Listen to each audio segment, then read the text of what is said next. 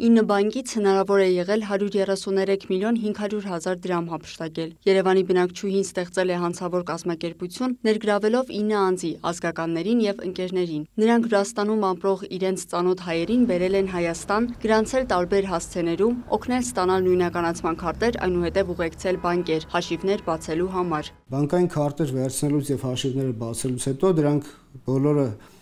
տրամադրվել են հանցավոր կազմակերպության ղեկավարին և քաղաքացիները կրկին գնացել են Վրաստանի Հանրապետություն։ Վրացահայերին գրանցել են որպես աշխատող և նրանց մի քանի ամիս ձևական աշխատավարձ փոխանցելու գործընթաց են կազմակերպել։ Երբ որ արդեն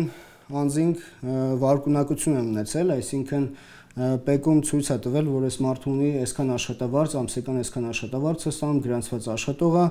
արդեն կազմակերպվել է այդ անձանց Հայաստան բերելը ու հանցավոր կազմակերպության մասնակիցները այդ անձանց ուղեկցել են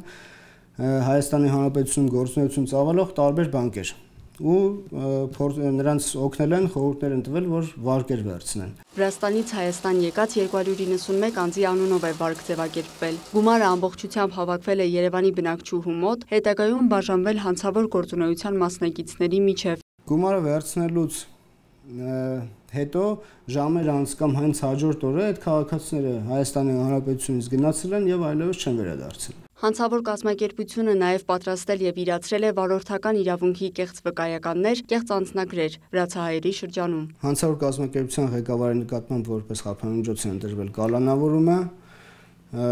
հանցավոր կազմակերպության մասնակիցներից երկուսի նկատմամբ որպես այլընտրանքային խափանմիջոց է ընտրվել